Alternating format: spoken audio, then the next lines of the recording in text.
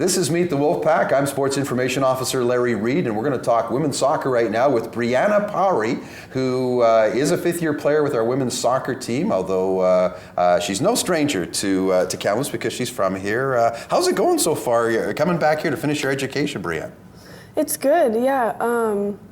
Classes have been fun. I'm enjoying them. Soccer's also been fun. We're off to a good start. You are off to a great start. What were one of the big decisions for you to come back here and finish your education? And you're in environmental science, is that right? Mm-hmm. Yeah. First of all, tell me about environmental science. What's that all about? Well, I guess I'm more marine biology type thing. Which is kind of tough in Kamloops. There's no ocean. Yeah, I'm for graduate school. I'm probably gonna have to go back to the ocean. But right. For now, I'm just taking random courses like chemistry that I can add to for any future studies I have to take. So awesome. Mm-hmm. Why did you decide to finish up your soccer eligibility here in Kamloops? Well, I knew some of the girls already from playing rep soccer with them, mm-hmm. and Kamloops is my home. I just needed to come home for a bit. Nice. And, yeah. I don't know who was more happy when you made that decision, whether it was your parents or Tom McManus, because he tried to recruit you here pretty heavily for when you were coming out of high school, did he not? Yeah. And then I chose to go to Quest because of the different schooling. Mm-hmm.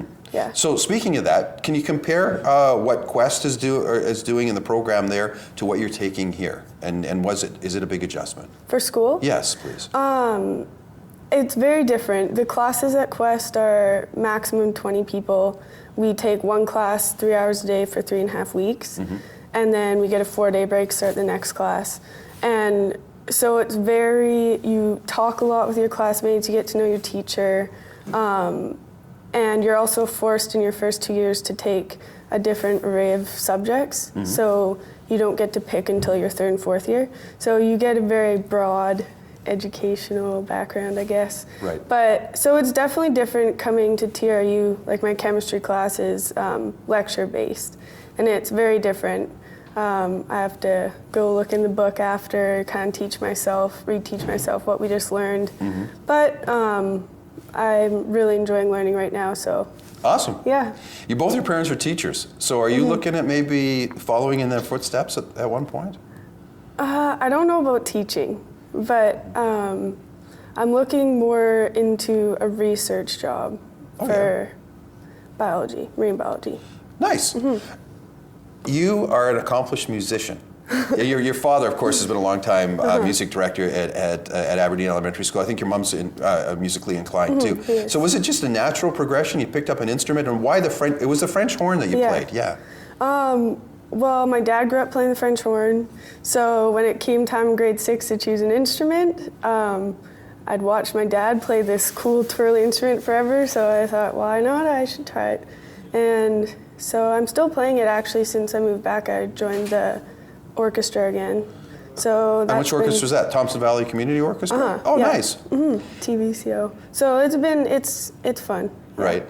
Is it a good release? Because from sure. The rigors of school and of course soccer, playing it at a high level mm-hmm. that you are now, that's pretty intense as well. Yeah, it's fun. It's fun to go on Monday nights for 2 hours and just enjoy myself and not worry about starting position or whatever. Mm-hmm. It's good.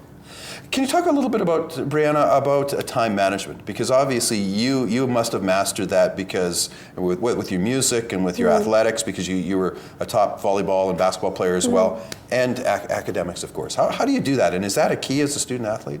Yeah, for sure. I mean, it definitely didn't come easy. I learned from times where I didn't have good time management and had to pull all-nighters to finish assignments or something. But as you go, I feel like you learn how much time you need to spend on each thing, and you get more motivation, I guess, for school, I feel like. You touched briefly on a number of the girls on the team here. Mm-hmm. You grew up playing rep soccer with, and you played on the Kamloops Heat, the Pacific Coast League team. Mm-hmm. So before, and I know Sarah Seaback, I'm going to interview her in another segment here. I'm going to ask her the same question. You have a favorite story? among, like, obviously you've grown up together. So do you remember when you were 10 or 12? Oh, no. And how do you think you've all matured? Because you've matured, haven't you? Oh, yeah. Yep. You're kind of apprehensive on that.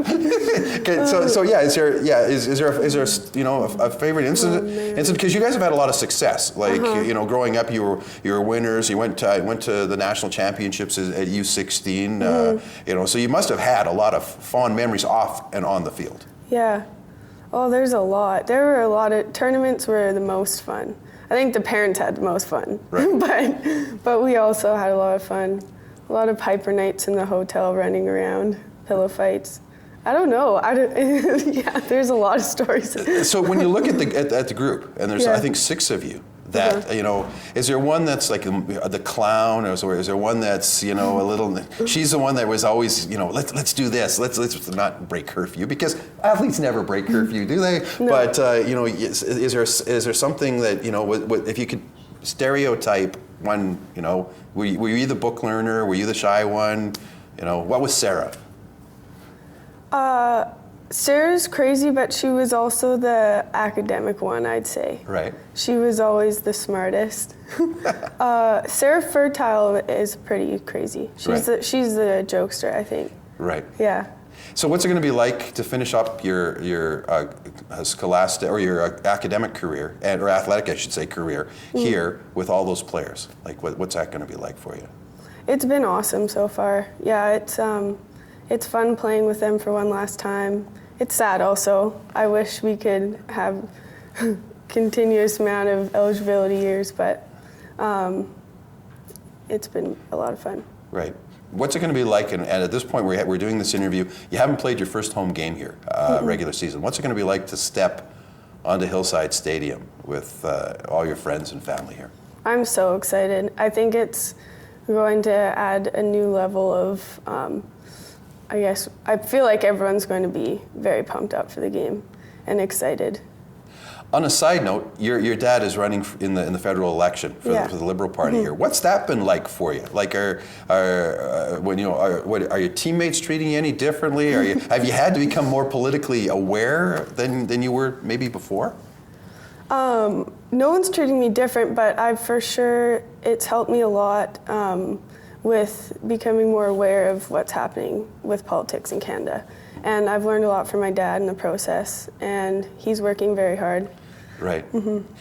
Before I let you go, the WolfPack, as you knew growing up, and now as a member of it, we do a lot of stuff in the community.